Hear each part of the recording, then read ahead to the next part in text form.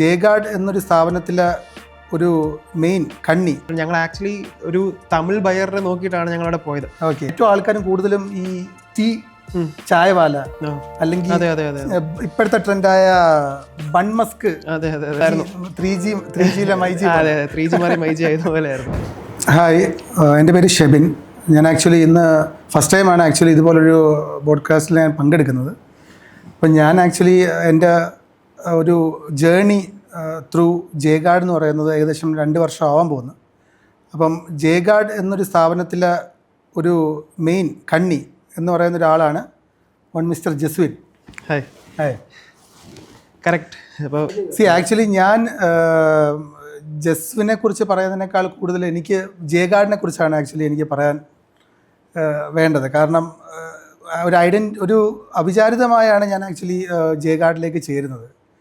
കാരണം ഞാനൊരു 2 വർഷം മുന്നേ ചെന്നൈയിലൊരു ഫ്രാഞ്ചൈസി എക്സ്പോയിൽ പോയപ്പോഴാണ് ആക്ച്വലി ജേഗാർഡിനെ കണ്ടത്. അപ്പം ഈ ഒരുപാട് വെറൈറ്റീസ് ഉണ്ട് അവിടെ. എക്സ്പോ ആകുമ്പോൾ പല പല വെറൈറ്റീസ്. അപ്പം നമുക്ക് ഓരോന്നും ഓരോരോ പ്രൊഡക്റ്റ് സ്റ്റഡി ചെയ്ത് വന്നപ്പോഴാണ് ഞാൻ ജേഗാർഡിൽ മിസ്റ്റർ റെബിനായിരുന്നു എന്നെ അറ്റൻഡ് ചെയ്തത്. അപ്പം ഞാൻ അഗെയിൻ ചെന്നൈ പോകുമ്പോൾ പല പല ആൾക്കാരുണ്ട്. അപ്പം ഹിന്ദി ആൾക്കാരായിട്ട് സംസാരിക്കേണ്ടത്. അപ്പം ഞാൻ ആക്ച്വലി ബ്രൗഷർ നോക്കിയപ്പോൾ ഇതിൻ്റെ കാര്യങ്ങളെല്ലാം കൂടുതലും കേരളത്തിലാണ് ഈ ജേഗാർഡിൻ്റെത്. അപ്പം ഞാൻ റെബിനുമായിട്ട് ആക്ച്വലി കുറച്ചേരം സംസാരിച്ചപ്പോൾ ഞാൻ റെബിൻ്റെ അടുത്ത് ചോദിച്ച് മലയാളിയല്ലേ എന്ന്. ഞാൻ പറഞ്ഞു അതെ സാർ, ഞാൻ മലയാളിയാണ്. അപ്പം അങ്ങനെയുള്ള അതാണൊരു സ്റ്റാർട്ടിങ് സ്റ്റേജ് ജേഗാർഡിൽ. പിന്നെ ആദ്യമായിട്ടാണ് ഞാൻ ആക്ച്വലി ഒരു ക്ലീനിങ് കമ്പനി ഒരു ഫ്രാഞ്ചൈസി മോഡലിലേക്ക്, എൻ്റെ അറിവിൽ എനിക്ക് തോന്നുന്നത് കേരളത്തിൽ തന്നെ, സൗത്ത് ഇന്ത്യയിൽ തന്നെ ആദ്യമായിട്ടാണ് എനിക്ക് തോന്നുന്നത്. അങ്ങനെ ഒരു ഫസ്റ്റ് സ്റ്റഡി എന്നുള്ള രീതിയിൽ ഓക്കെ, ഞാനത് ഒന്ന് ഇൻട്രസ്റ്റഡ് ആണ്. ആക്ച്വലി ആ നിമിഷം തന്നെ ഞാൻ ആക്ച്വലി ഒരു കോൾ എടുത്ത് പെട്ടെന്ന് തന്നെ ഈ ഒരു ജേണി തന്നെ ശരിക്കും പറഞ്ഞൊരു പെട്ടെന്ന് ഉള്ള എല്ലാ കാര്യങ്ങളും പെട്ടെന്ന് തന്നെ ഉള്ള ഒരു ഡിസിഷനിലായിരുന്നു ജേഗാർഡിൽ. അപ്പം ആക്ച്വലി റെബിന് 2 ദിവസം കഴിഞ്ഞ് റെബിൻ എന്നെ വിളിച്ചു. അപ്പോൾ ഇതെങ്ങനെയാണ് നമ്മുടെ പ്രോസ്പെക്റ്റീവ്സും പ്ലാൻസും കാര്യങ്ങളൊക്കെ നോക്കിയോ? അപ്പം ഞാൻ നോക്കി എന്നൊക്കെ പറഞ്ഞപ്പോൾ എങ്ങനെ നെക്സ്റ്റ് സ്റ്റെപ്പ് ആരുമായിട്ടാണ് സംസാരിക്കേണ്ടത്. അപ്പോൾ ഇതിൻ്റെ ഓണർ ഞാൻ തന്നെ അങ്ങോട്ട് ചോദിച്ചത് ചെയർമാൻ ആരാണ് കൺസേൺ, CEO ആരാണ്. അപ്പം ജസ്വിൻ്റെ പേരാണ് പറഞ്ഞു. അപ്പം പറഞ്ഞ് നെക്സ്റ്റ് സ്റ്റെപ്പ് എങ്ങനെയാണെന്നുള്ളത്. അപ്പം അന്ന് തന്നെ പറഞ്ഞിരുന്നു ജസ്വിൻ സൈഡിൽ തന്നെ ഉണ്ടായിരുന്നു, പക്ഷെ നമ്മൾ കാണാൻ പറ്റിയില്ല, സംസാരിക്കാൻ പറ്റിയില്ല. അങ്ങനെ എനിക്ക് തോന്നുന്നു ഫസ്റ്റ് ടൈം ജസ്വിൻ എന്നെയാണെന്ന് തോന്നുന്നു കാണാൻ കരുനാഗപ്പള്ളിയിലേക്ക് വരുന്നതെന്ന് തോന്നുന്നു. അതിനുശേഷം നമ്മൾ സംസാരിച്ച് ഒരു ഫസ്റ്റ് യൂണിറ്റ് എടുത്തു. അതിനുശേഷം അഗെയിൻ ഈ പറഞ്ഞ പോലെ പെട്ടെന്നുള്ളൊരു തീരുമാനം തന്നെയാണ് എനിക്ക് ശരിക്കും പറഞ്ഞാൽ ജേഗാർഡിൽ ഒരു ഇൻസ്പിറേഷൻ തന്നെ തോന്നുന്നത്. കാരണം ആദ്യം ഫെബ്രുവരി മാസമാണെന്ന് തോന്നുന്നു, 2 വർഷത്തിന് മുന്നേ ഫെബ്രുവരി മാസമാണ് നമ്മളത് ഫസ്റ്റ് യൂണിറ്റ് എടുത്തത്. അത് കഴിഞ്ഞിട്ട് 1.5 മാസം പോലും ആയില്ല നമ്മളത് സെക്കൻഡ് യൂണിറ്റിലേക്ക് വന്നു. അപ്പം അത് എന്തുകൊണ്ടാണ് അങ്ങനെ മൈ ഇൻഹൗസ് നമ്മുടെ സ്റ്റാഫുകളും മാനേജ്മെൻറ്റും ചോദിച്ചു, സാർ എന്തുകൊണ്ട് പെട്ടെന്ന് തന്നെ ഒരു കോൾ എടുത്തു? സാധാരണ ഒരു യൂണിറ്റ് എടുക്കുമ്പം എങ്ങനെയായാലും ഒരു മാർക്കറ്റ് സ്റ്റഡി എന്നുള്ളത് നിൽക്കുമ്പോൾ ഒരു 6 മാസം അല്ലെങ്കിൽ ഒരു വർഷമെങ്കിലും നോക്കണ്ടേ. അപ്പം അതും ഒരു റിസ്ക് ഫാക്ടറായിട്ടാണ് ഞാൻ കണ്ടത്. പക്ഷേ അഗെയിൻ നമ്മുടെ ഒരു ഗ്രൂപ്പ് ജേണി ആയിട്ട് മുന്നോട്ട് പോകുമ്പോൾ അത് എനിക്ക് ഫ്ലെക്സിബിളായി തോന്നി. കാരണം ജസ്വിൻ വന്നതും നമ്മൾ തമ്മിലുള്ള ഇനിഷ്യൽ അത് തന്നെയാണല്ലോ നമ്മളിപ്പോഴും ഈ ചെയറിലിരിക്കാനുള്ള മെയിൻ കാരണം. സോ ബേസിക്കലി ഈ ചെന്നൈയിൽ ഞങ്ങൾ അതിന് മുമ്പ് ഞങ്ങൾ ആക്ച്വലി അങ്ങനെ ഒരു എക്സ്പോ ഞങ്ങൾ പോയിട്ടില്ല കേട്ടോ. അപ്പോൾ വളരെ കോയിൻസിഡൻഷ്യലായിട്ട് ഞങ്ങൾ ആക്ച്വലി ഒരു തമിഴ് ബയറിനെ നോക്കിയിട്ടാണ് ഞങ്ങൾ അവിടെ പോയത്. കേരളത്തിൽ അത്യാവശ്യം എസ്റ്റാബ്ലിഷ് ആണ്, ഞങ്ങൾക്ക് സെല് ചെയ്യാൻ പറ്റുന്നുള്ളൊരു കോൺഫിഡൻസ് ഉണ്ടായിരുന്നു. ഞങ്ങൾ അങ്ങനെ തമിഴ്നാട്ടിലേക്ക് എക്സ്പാൻഡ് ചെയ്യുന്നതിൻ്റെ ഭാഗമായിട്ട് അവിടെ തമിഴ്നാട്ടിൽ ചെന്നപ്പോൾ വീണ്ടും ഒരു മലയാളി വീണ്ടും കൊല്ലത്തൊരു ഫ്രാഞ്ചൈസി സെല് ചെയ്യുന്ന ഒരു ഐഡിയ ആണ് വന്നത്. അപ്പോൾ പക്ഷേ എനിക്ക് ചോദിക്കാനുള്ളത് ലൈക്ക് ഇത് എത്രാമത്തെ ഫ്രാഞ്ചൈസി ബിസിനസ് എടുക്കുന്നത് ആക്ച്വലി? ഇത് ഞാൻ ആക്ച്വലി ജേഗാർഡിലേക്ക് വന്നപ്പോൾ എൻ്റെ അറിവിൽ ഞാൻ 4ാമത്തെ ഫ്രാഞ്ചൈസി ബിസിനസ്സാണ്. ഫസ്റ്റ് ആക്ച്വലി ഞാൻ KFCയിലുണ്ടായിരുന്നു. KFC നമ്മുടെ അണ്ടറിലാണ്. പിന്നെ ആസ്ട്രൽ ലാബ് ഉണ്ട്, പിന്നെ ജേഗാർഡ് ഉണ്ട്, പിന്നെ മെക്ഡൊണാൾഡ്സ് ഉണ്ട്. പിന്നെ നെക്സ്റ്റ് മന്ത് ഡിസംബർ ഈ മാസം 15-ാം തീയതി ആയിരിക്കും ടോണി ആൻഡ് ഗൈ. അത് കായംകുളത്താണ്. അപ്പം അങ്ങനെയാണ് ആ ജേണി. ഓക്കെ. എനിക്ക് ആക്ച്വലി ഇതുപോലെ ഫസ്റ്റ് ഷബിൻ്റെ പേര് കേൾക്കുന്നത് എങ്ങനെയാണെന്ന് വെച്ചാൽ ഓഫീസിൽ നിന്ന് പറഞ്ഞു KFC ഓൺ ചെയ്യുന്ന KFC ഫ്രാഞ്ചൈസി എടുത്ത ഒരാൾ ഓക്കെ ലൈക്ക് ജയഗാർഡിന്റെ ഫ്രാഞ്ചൈസി എൻക്വയറി ആയിട്ട് വന്നിട്ടെന്ന് പറഞ്ഞു. അപ്പോൾ അത് ഞങ്ങൾക്കൊരു എക്സൈറ്റിംഗ് ഫാക്ടർ ആയിരുന്നു. ഓക്കെ അതായത് അത്രയും ചൂസി ആയിട്ട് ഫ്രാഞ്ചൈസി എടുക്കുന്ന ഒരാൾ നമ്മുടെ ഫ്രാഞ്ചൈസി എടുത്തു എന്ന് പറഞ്ഞാൽ ഞങ്ങളുടെ പോർട്ട്ഫോളിയോക്ക് ഞങ്ങൾക്കൊരു നല്ലൊരു അഡീഷൻ ആണ്. ഞാൻ കാണുന്നതെന്ന് വെച്ചാൽ ആക്ച്വലി മരുന്നിൽ കിട്ടിയില്ലെങ്കിൽ ഫുഡിന്ന് കിട്ടിയില്ലെങ്കിൽ അങ്ങനെ ഒരു ഡൈവേഴ്സിഫിക്കേഷൻ ആണ് ഞാൻ ആക്ച്വലി ചിന്തിച്ചത്. യൂഷ്വലി ഒരു ഫ്രാഞ്ചൈസി എക്സ്പോയ്ക്ക് പോകുമ്പോൾ നിറയെ ഫുഡ് സ്റ്റാൾസ് ആയിരിക്കും അല്ലേ കൂടുതലും. ഞാൻ ആക്ച്വലി ഒട്ടുമിക്ക ഒരു അറിയാമല്ലോ വൺസ് ഇൻ 6 months എങ്ങനെയായാലും 2 എക്സ്പോ തന്നെ കാണും ഇന്ത്യയിൽ തന്നെ. ഇപ്പൊ ഹൈദരാബാദ് ആയാലും ചെന്നൈ ആയാലും കൂടുതലും ഫുഡ് സെക്ടർ ആണ്. കാരണം ഒരു ചെറിയ ഒരു മിഡിൽ ക്ലാസ് ഫാമിലിക്ക് ഏറ്റവും കൂടുതൽ അവർ ഫുഡ് സെക്ടറിലോട്ടായിരിക്കും കൂടുതലും ഈ ഫ്രാഞ്ചൈസി ആയാലും. ഇപ്പം ഏറ്റവും ആൾക്കാരും കൂടുതലും ഈ ടീ ചായവാല അല്ലെങ്കിൽ ഇപ്പോഴത്തെ ട്രെൻഡായ ബൺമസ്ക്. അതെ. അപ്പം അത് ഇപ്പം ഫ്രാഞ്ചൈസി മോഡിലോട്ടൊന്നും ആയിട്ടില്ല, പക്ഷേ സൂൺ നമുക്ക് കേൾക്കാൻ പറ്റുമായിരിക്കും. പക്ഷെ അഗൈൻ ഈ നമ്മൾ ബൺമസ്കിന്റെ കാര്യം തന്നെ പറയുന്നത് അത് ഒരാള് അത് അവരുടെ കഷ്ടപ്പാട് അവരൊരു എന്താ പറയുക ഒരു ഇനിഷ്യൽ ത്രോ എന്നുള്ള രീതിയിൽ അവർ സ്റ്റാർട്ട് ചെയ്തത്. പക്ഷെ അതേപോലെ 1000 ഇപ്പം ഞാൻ കൊല്ലക്കാരനാ, കരുനാഗപ്പള്ളി തന്നെ 2 or 3 ബൺമസ്ക് കാണാം. പക്ഷെ ബൺമസ്കിലുപരി ആ ഒരു ചാനലിൽ ആൾക്കാർക്ക് ഇൻവോൾവ്മെന്റ് ചെയ്യാൻ ആൾക്കാർ കൊതിക്കുന്നു. അതാണ് ശരിക്കും ടേസ്റ്റിനേക്കാൾ ഉപരി ബൺമസ്കിലേക്ക് പോവുക. ആക്ച്വലി അത് ഈ ബൺമസ്ക് എന്ന് പറയുന്നത് ആക്ച്വലി അവർ സ്റ്റോറിയാണ് ആക്ച്വലി അവർ സെല്ല് ചെയ്യുന്നത്. ആ പ്രോഡക്റ്റ് അല്ലെങ്കിൽ എനിക്ക് തോന്നുന്നു അല്ലെങ്കിൽ ബൺ അതല്ല അതിന്റെ ഫാക്ടറി. അവരുടെ സ്റ്റോറി എന്ന് പറഞ്ഞാൽ ബേസിക്കലി വെളിനാട്ടിൽ പോയി അവിടെ കഷ്ടപ്പെട്ടുകൊണ്ടിരിക്കുകയായിരുന്നു, എന്നാൽ വൈ നോട്ട് നാട്ടിൽ വന്നിട്ട്. അതെ. പക്ഷെ അത് വളരെ ഇൻസ്പയറിംഗ് തന്നെയാണ്. അതെ. ഒരു 50K മേളില് ശമ്പളം വാങ്ങുന്ന കൂടുതലും ടെക്കീസ് ആണ്. അവരെല്ലാം ഒരു ചെറിയ വെഞ്ചറായിട്ട് അങ്ങ് പോവാണ്. പണ്ടത്തെ കാലത്ത് എന്ന് വെച്ചാൽ +2 കഴിഞ്ഞ് ഡോക്ടർ എഞ്ചിനീയർ ആ ഒരു തലവയിൽ നിന്ന് അങ്ങോട്ട് പോവാൻ ഡോക്ടർ എഞ്ചിനീയർ ഞാൻ ആക്ച്വലി BBA ആണ്, ബിസിനസ് ആണ് ആക്ച്വലി. സെക്കൻഡ് ജനറേഷൻ ആണ്. ബേസിക്കലി ബിസിനസ് കണ്ടു വളർന്ന ഒരാളാണ്. ബിസിനസ് കണ്ടു വളർന്നതാണ് ആക്ച്വലി. കാരണം ബിസിനസ് കണ്ടു വളർന്ന ഞാൻ പെയിന്റിന്റെ മണം കണ്ടു വളർന്നതാണ്. ആക്ച്വലി പെയിന്റ് ആണ്. എൻ്റെ ഫാദറിന് ഷാജി പെയിന്റ്സ് എന്ന് പറഞ്ഞാൽ മോർ ദാൻ 33 years ആയി.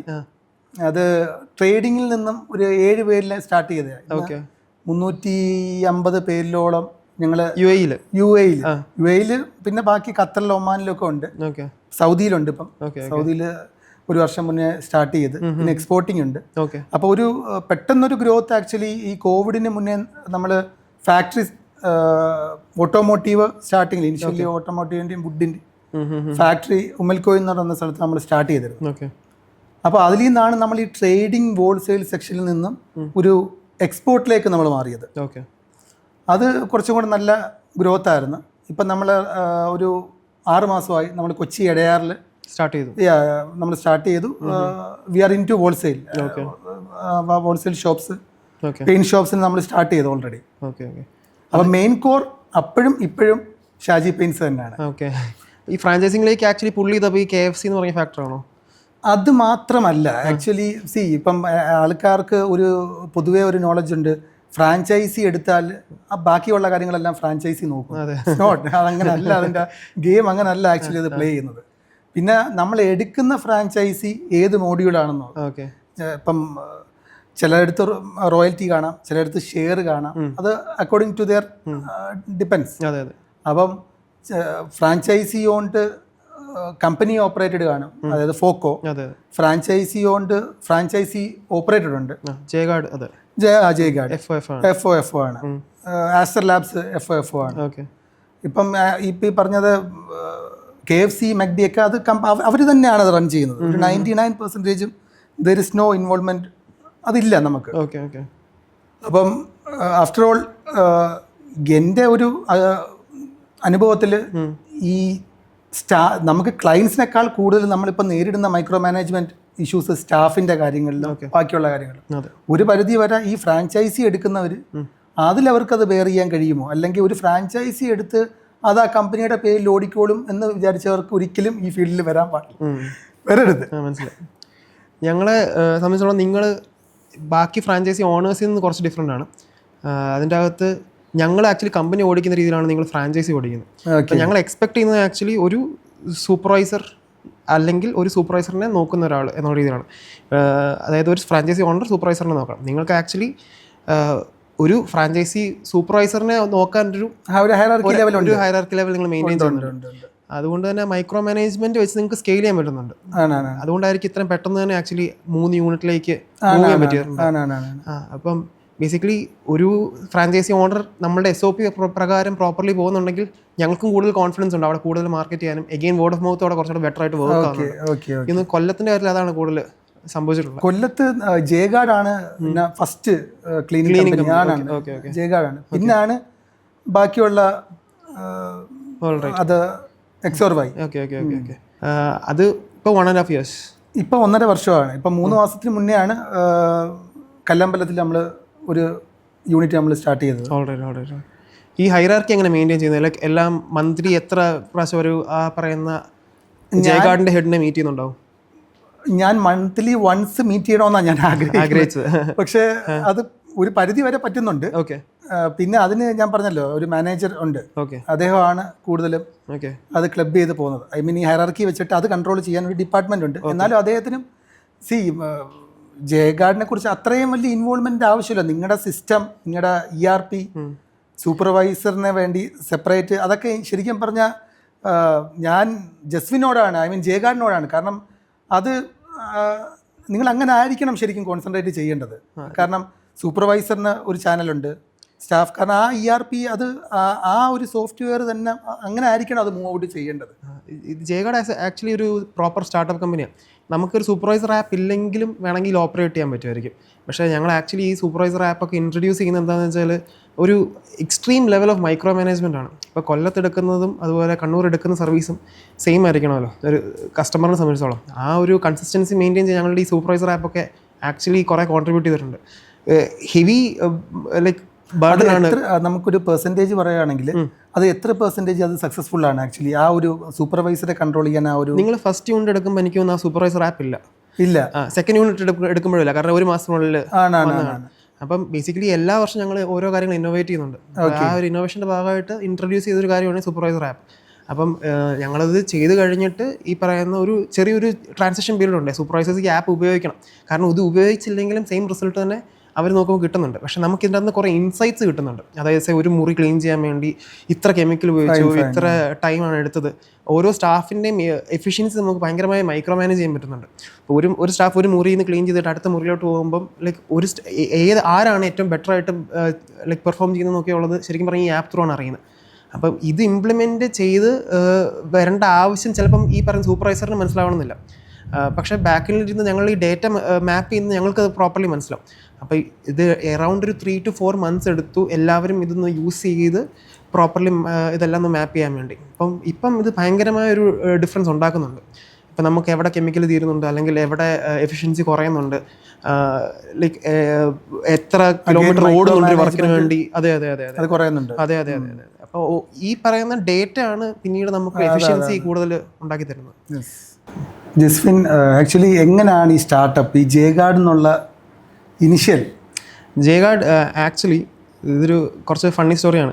അതായത് ഞാൻ കുറച്ചുകൂടെ യങ് ആയിരുന്നപ്പോഴാണ്, ഞാൻ ഇപ്പോഴും യങ്ങാണ്, ഒരു 23 years ഓൾഡൊക്കെ ആയപ്പോഴാണ് ഞാൻ ആക്ച്വലി ഒരു ബിസിനസ് ചെയ്യാം, ഒരു 1 year ഒരു ബിസിനസ് ചെയ്ത് ഒന്ന് ട്രൈ ചെയ്തിട്ട് ഒരു MBA പോലത്തെ ഒരു കോഴ്സിന് പോകാം. അത് കഴിഞ്ഞിട്ട് കുറച്ചുകൂടെ മെച്ചുവറായിട്ട് ബിസിനസ് ചെയ്യാം എന്നുള്ളൊരു ഐഡിയയിലാണ് ഞാൻ ജയഗാർഡ് അല്ല ഒരു ബിസിനസ് തുടങ്ങാൻ എന്നുള്ള പ്ലാനിലോട്ട് വന്നത്. അപ്പം ആ സമയത്ത് ഈ നാനോ കോട്ടിങ് അറിയില്ല, ഹൈഡ്രോഫോബിക് കോട്ടിങ് വണ്ടികളിലൊക്കെ ഉള്ളത്. ഓക്കെ. അപ്പോൾ ഞാൻ അതിൻ്റെ ഒരു റെസിഡൻഷ്യൽ പ്രൊഡക്റ്റ് എന്നുള്ള രീതിയിൽ ഞാനൊരു പ്രൊഡക്റ്റ് ഐഡൻറ്റിഫൈ ചെയ്തു. അത് ചൈനയിൽ നിന്നുള്ളൊരു പ്രൊഡക്റ്റായിരുന്നു. നമ്മൾ സോഫയിലും അതുപോലെ ഡൈനിങ് ടേബിളിലൊക്കെ ഇട്ട് കഴിഞ്ഞാൽ അതൊരു ഹൈഡ്രോഫോബിക് കോട്ടിംഗ് ആണ്. അപ്പോൾ ആ കോട്ടിങ് കുറച്ച് എക്സ്പെൻസീവ് ആണ്. അപ്പോൾ ആ കോട്ടിങ്ങിൻ്റെ ഒരു പ്രൊസീജിയർ എന്ന് പറഞ്ഞാൽ ആദ്യം ഇത് ക്ലീൻ ചെയ്യുന്നു, അത് കഴിഞ്ഞിട്ട് കോട്ട് ചെയ്യുന്നു, പിന്നെ അതിൻ്റെ അകത്ത് കെച്ചപ്പോ ചായയോ എന്ത് വീണാലും അത് കേടാകുന്നില്ല എന്നുള്ളതായിരുന്നു. ബട്ട് ദെൻ അൺഫോർച്ചുനേറ്റ്ലി നമ്മൾ ആദ്യം ക്ലീൻ ചെയ്തു, അത് കഴിഞ്ഞിട്ട് ഈ കോട്ടിങ് ഇട്ടു. ആ സമയത്ത് കമ്പനിയുടെ പേര് N-Guard എന്നായിരുന്നു. Okay, nano coating guard your products എന്നുള്ളതായിരുന്നു. 3G 5G ആയതുപോലെ ആയിരുന്നു. അപ്പോൾ അങ്ങനെ അത് അൺഫോർച്ചുനേറ്റ്ലി ആ പ്രൊഡക്റ്റ് ആക്ച്വലി പ്രോപ്പർലി വർക്കായില്ല. അതായത് ഞങ്ങളൊരു 1 year ഗ്യാരണ്ടി കൊടുത്ത കാര്യങ്ങൾ ഒരു 1 or 2 months കഴിയുമ്പോഴത്തേക്കും ആൾക്കാർ സോഫ ആണെങ്കിൽ ഇരുന്നിരുന്ന് അത് കുറച്ച് അതിൻ്റെ കെമിക്കൽ പീൽ ഓഫ് ചെയ്തു. അപ്പം വീണ്ടും അത് ഹൈഡ്രോഫോബിക് അല്ലാതായി.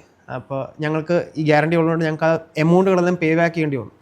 അപ്പോൾ ഇതെല്ലാം പേ ബാക്ക് ചെയ്യേണ്ടി വന്നതുകൊണ്ട് I was force to continue. Because എനിക്ക് ഈ എമൗണ്ട് ഉണ്ടാക്കണമല്ലോ, ഇത്രയും പേ ബാക്ക് ചെയ്തുകൊണ്ട് എനിക്ക് എമൗണ്ട് ഉണ്ടാക്കണം.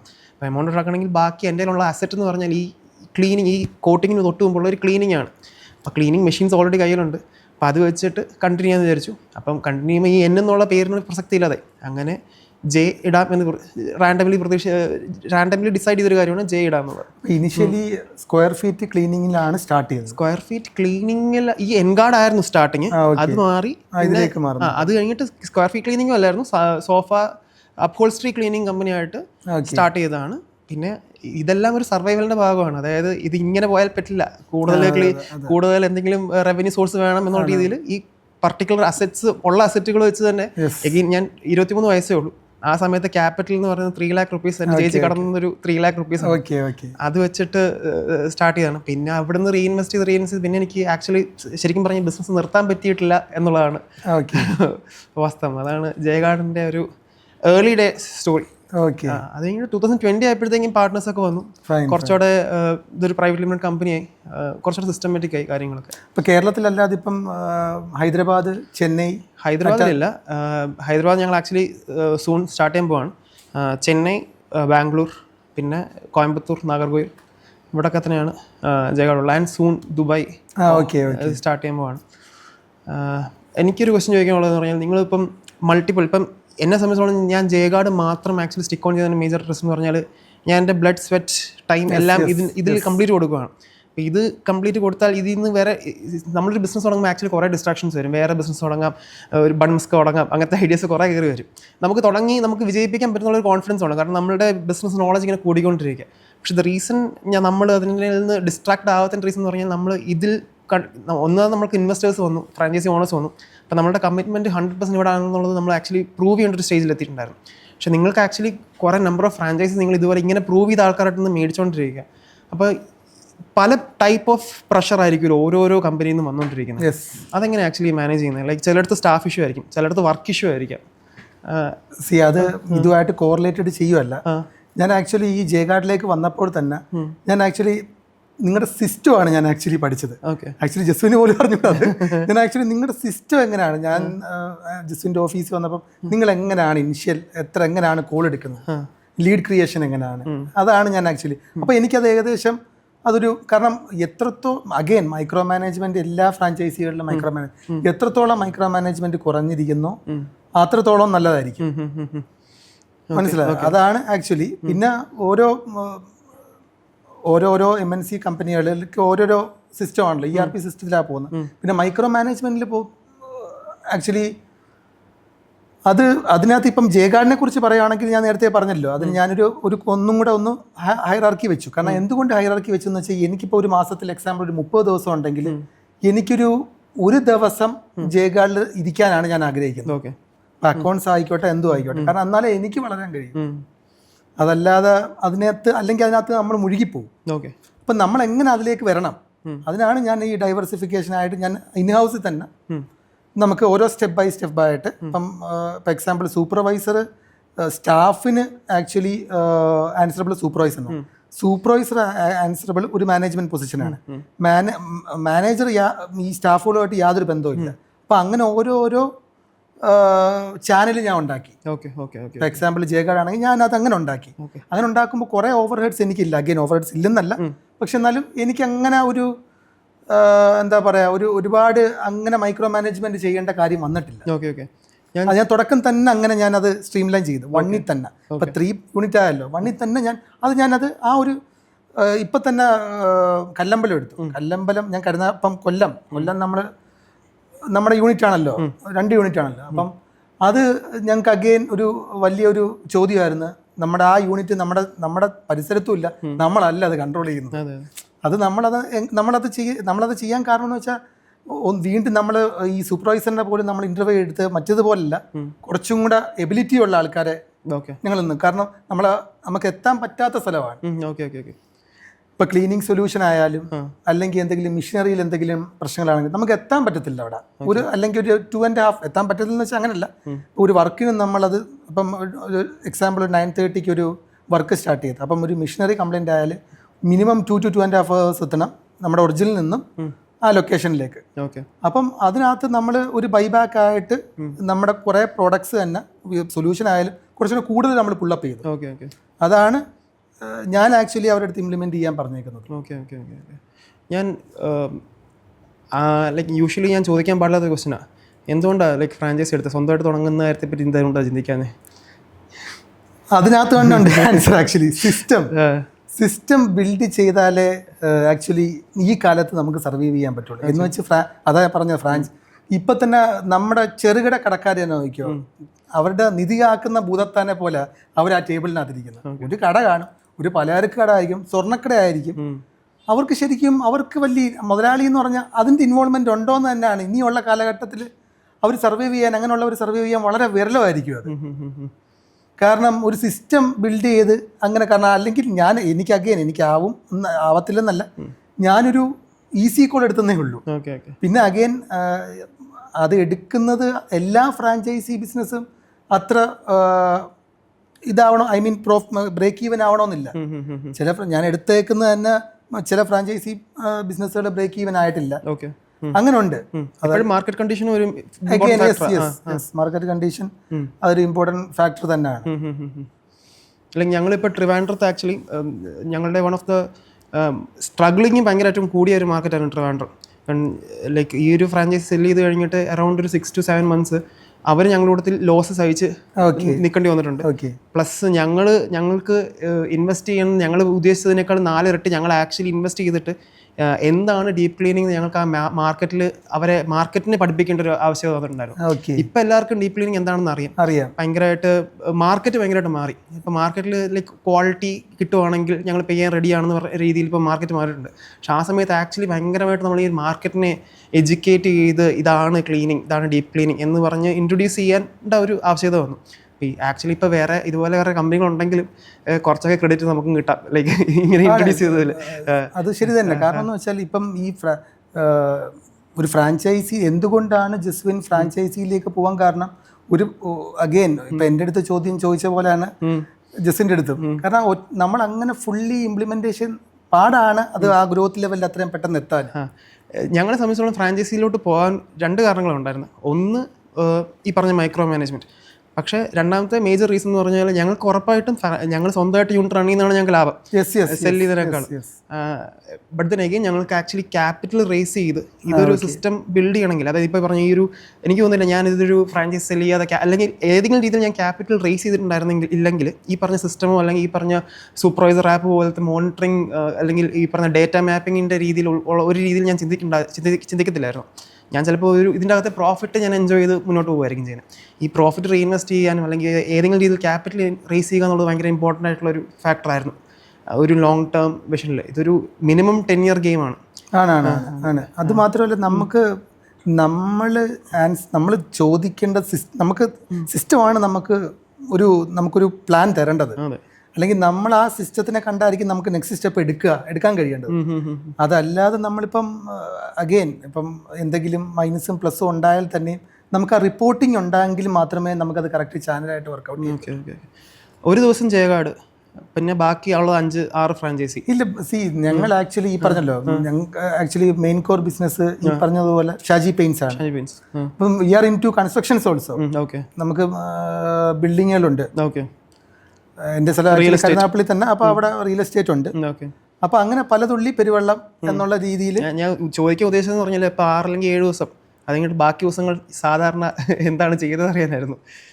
സിനിമയാണോ മൂവിയാണോ? അതൊരു ജേണിയാണ്. ഇപ്പോൾ ഈ പറഞ്ഞ പോലെ മാക്ഡൊണാൾഡ്സ് ആക്ച്വലി 9 months അല്ലെങ്കിൽ 1 year എടുത്തു. ഒരു ജേണിയാണ്. അത് കഴിഞ്ഞു. ഇപ്പം ഞങ്ങൾ വേറൊരു ടോണി ആൻഡ് ഗൈ, അതും ഒരു 6 മാസം ആവുന്നു. അപ്പം അതുണ്ട്, ഓരോരോ ഇയറിൽ ഓരോരോ പ്ലാൻ ഉണ്ട്. അപ്പം ആ പ്ലാനുമായിട്ട് അങ്ങനെ മുന്നോട്ട് നീങ്ങുന്നു മാത്രം. ഞാൻ ഈ 23-ാമത്തെ വയസ്സിൽ സ്റ്റാർട്ട് ചെയ്തിട്ട് 27-ാമത്തെ വയസ്സിൽ 4 കൊല്ലം ആക്ച്വലി കണ്ടിന്യൂസ് വർക്ക് ചെയ്യാൻ ഒരു ദിവസം പോലും ബ്രേക്ക് ഇല്ലാതെ. ഫൈൻ.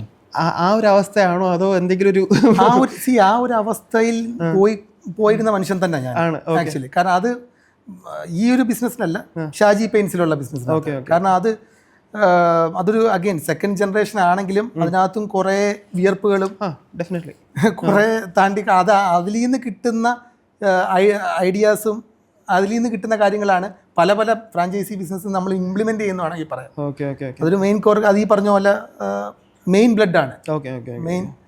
അപ്പം അതാണ് ആക്ച്വലി എനിക്ക് അതിൽ നിന്നുള്ള എക്സ്പീരിയൻസ് ആണ് ആക്ച്വലി ഇതുമായിട്ട്. മനസ്സിലായി. നിങ്ങൾ എനിക്ക് റിയൽ എസ്റ്റേറ്റ് എന്ന് പറയുമ്പോൾ എഗെയിൻ ദുബായിലും റിയൽ എസ്റ്റേറ്റും ആണ് ദുബായിൽ hills yes M are actually അതൊരു ഇൻവെസ്റ്റ്മെന്റ് ആയിട്ടാണ് ഞാൻ കാണുന്നത്. ആക്ച്വലി ഞാനും എൻ്റെ ബ്രദറും ഉണ്ട്. ബ്രദർ അവിടെ സ്റ്റേ ചെയ്യാണ്. ജസ്റ്റിൻ വന്നിട്ടുണ്ടല്ലോ ദുബായിൽ, MR ദുബായിൽ hills estate. Okay okay okay. അപ്പം ഞാനത് വാടകയ്ക്ക് കൊടുത്ത് വെക്കുക. അഗെയിൻ അതാണ് എനിക്ക് ഇതായിട്ട് എടുക്കുന്നത്.